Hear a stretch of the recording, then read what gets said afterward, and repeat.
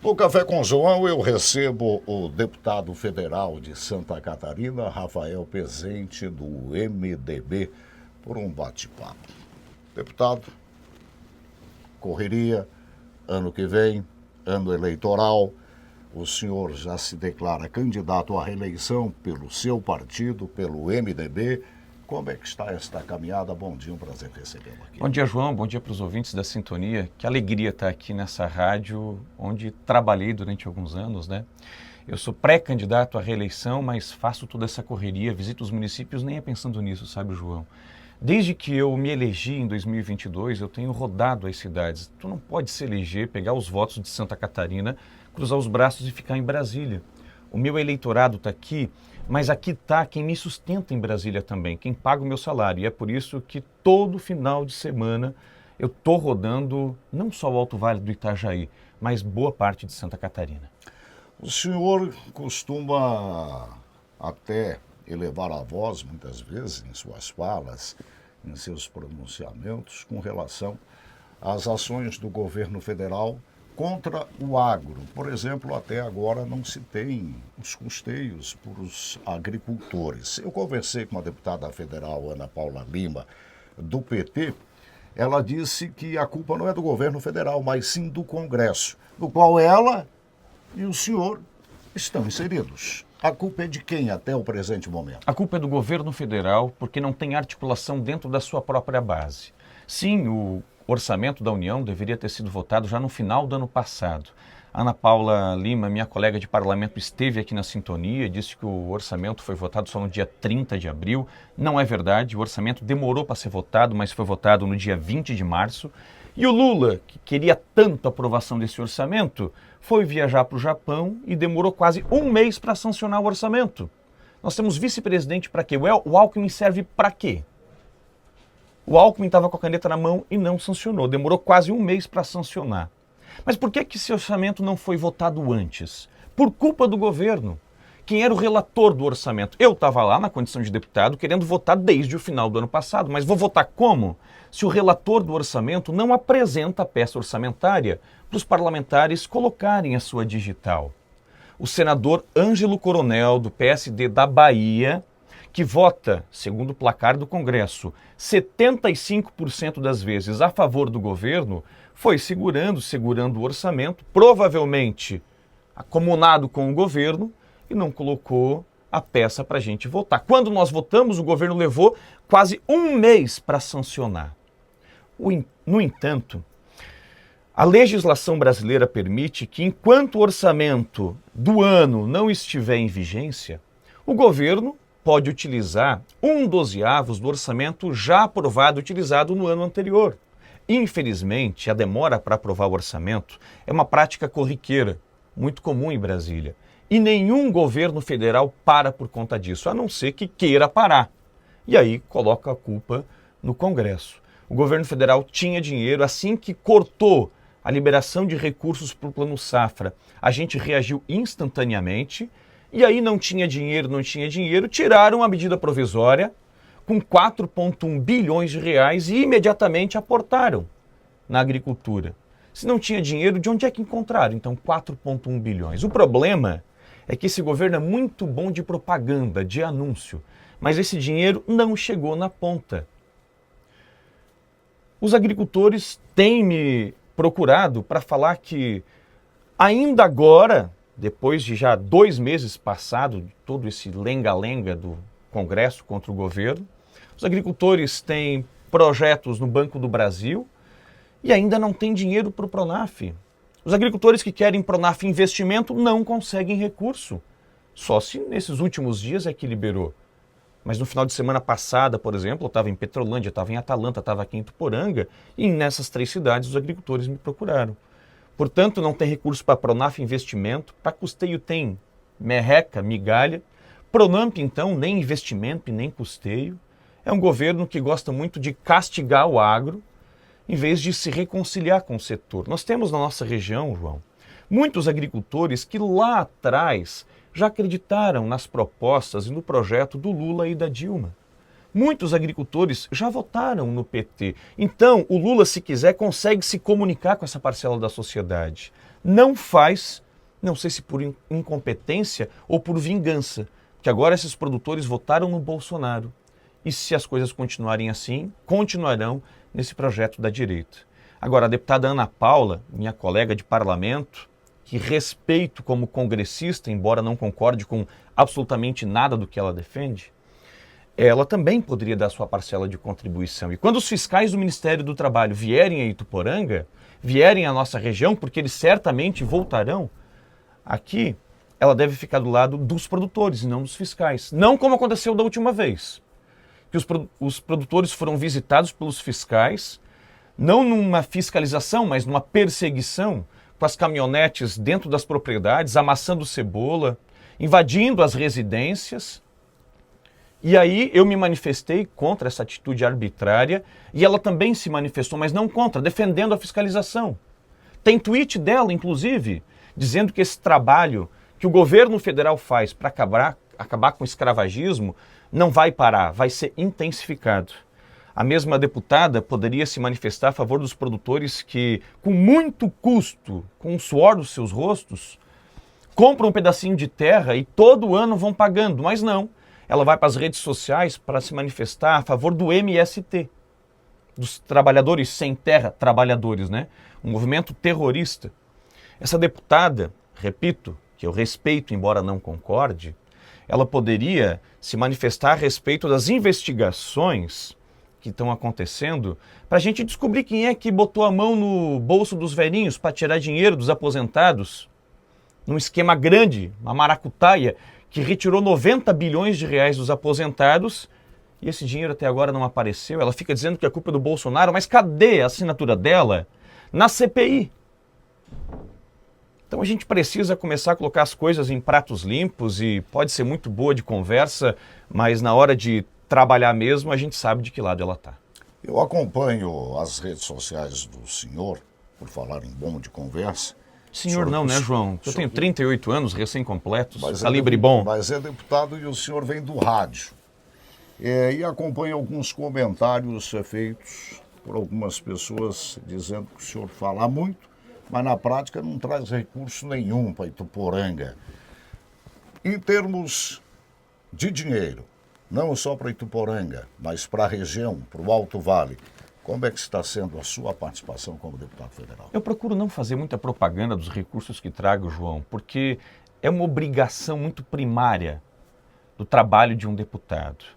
É claro que eu trago recursos, não recursos extra-orçamentários, recursos das minhas emendas impositivas, essas que todos os deputados têm para distribuir.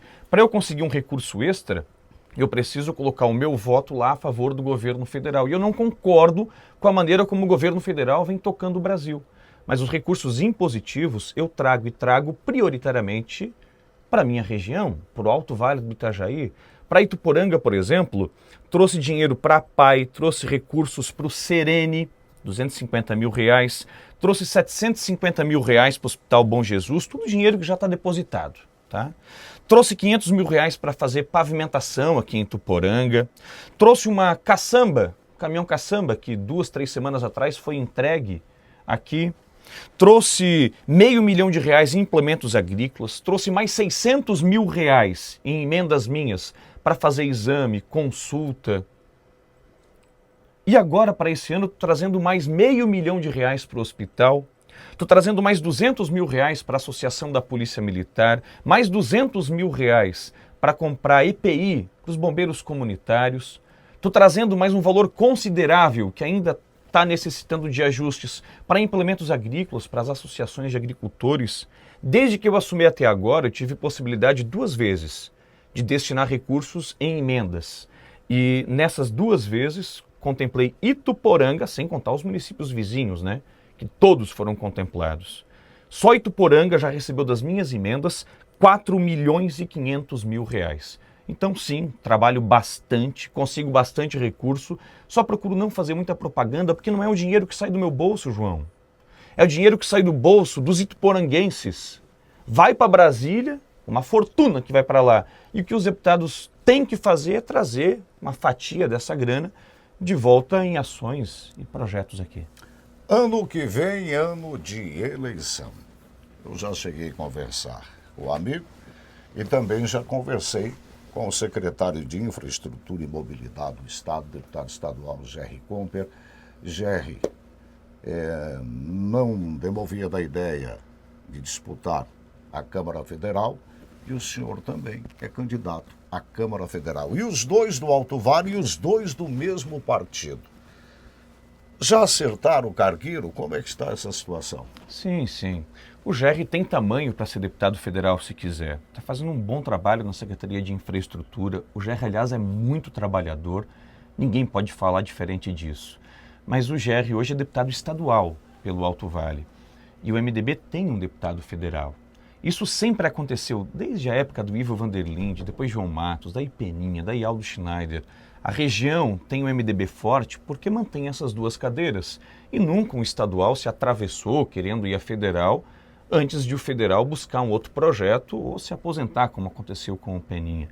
Então, o Gerry, por mais que seja incentivado por lideranças para disputar a vaga para a Câmara dos Deputados, deve, mais uma vez, ser candidato a deputado estadual, porque o Alto Vale já tem dentro do MDB um deputado federal, né? Eu serei candidato. Na eleição passada, vocês fizeram dobradinha. Faremos de novo agora.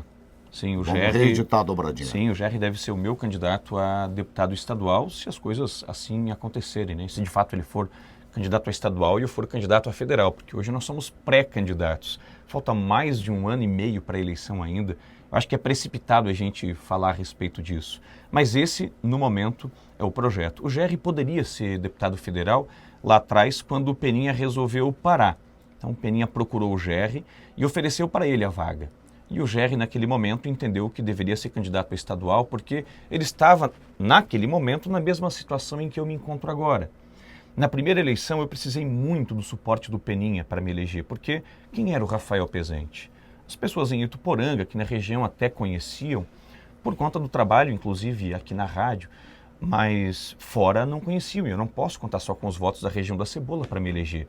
Fiz 68.208 votos, fui votado em 271 municípios. Então o Gerry achou que era a hora de dar o passo conforme a sua perna alcançava.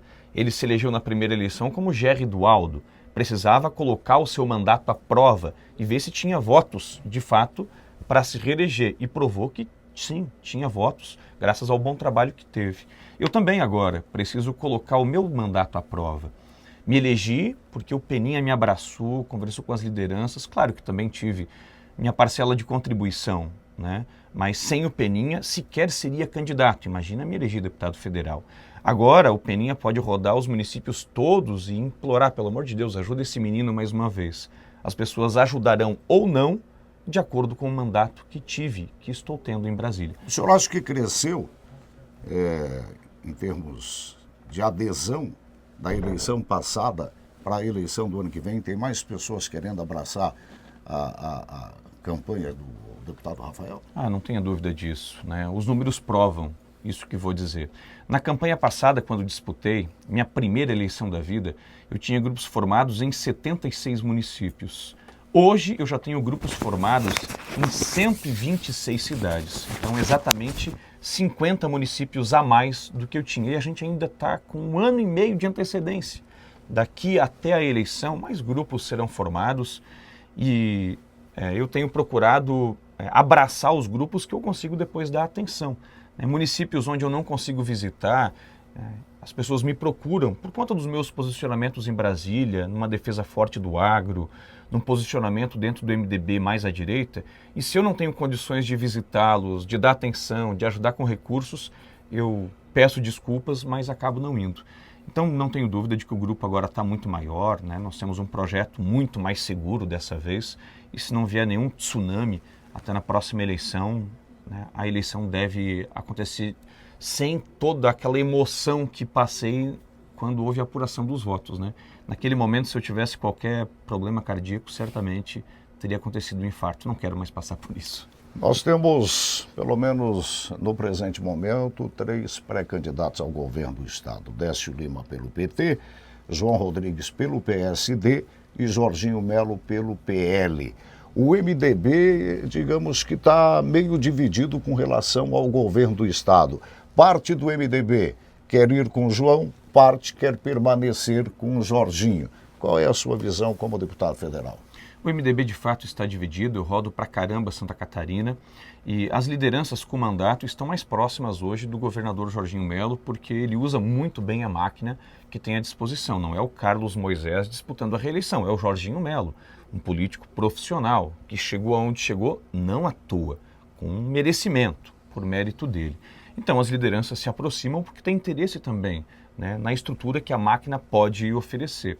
Mas boa parte da militância, da base do MDB, não tem apreço pelo Jorginho Melo e certamente, aconteça o que acontecer, estará com o João Rodrigues. São dois candidatos competitivos.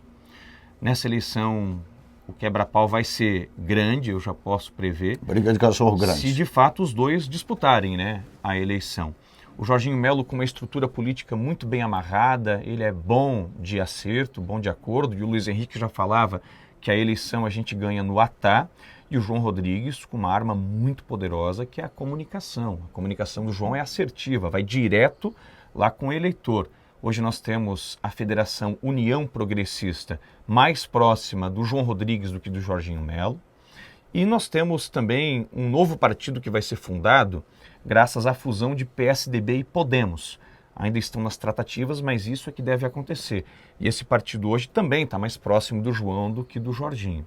O Jorginho, no entanto, tem o apoio formal do MDB, do Republicanos e conta com o PL, que em Santa Catarina é uma grife. A gente precisa reconhecer. A briga vai ser de cachorro grande. Se essas duas forças estiverem na urna, aí Décio Lima não tem chance de ir para o segundo turno. Se acontecer o que aconteceu na eleição passada, quando o centro-direita acabou pulverizando-se em várias candidaturas, aí pode ser que mais uma vez o PT vá ao segundo turno, mas sem chance alguma de vencer a eleição. Quem disputar o segundo turno em Santa Catarina contra o PT já pode comprar o terno porque vai se eleger. Muito bem. Este é o deputado federal Rafael Pezente, do MDB, que conversou com a gente aqui na Sintonia. Deputado, grande abraço. Tamo junto. Valeu. Obrigado, João, pela oportunidade. Quero agradecer também a audiência, né, dessa rádio que está fazendo quantos anos agora? 44, 73% de audiência na região. Que legal, cara, que legal. Faço parte também dessa história, Faz né? parte da história. Também já cometi algumas gafes aqui ao vivo, em transmissões da Festa da Cebola e quando eu chegava meio mal dormido para apresentar os fatos policiais. Prazer estar conversando contigo agora. Um abraço para você que está acompanhando a gente também na programação.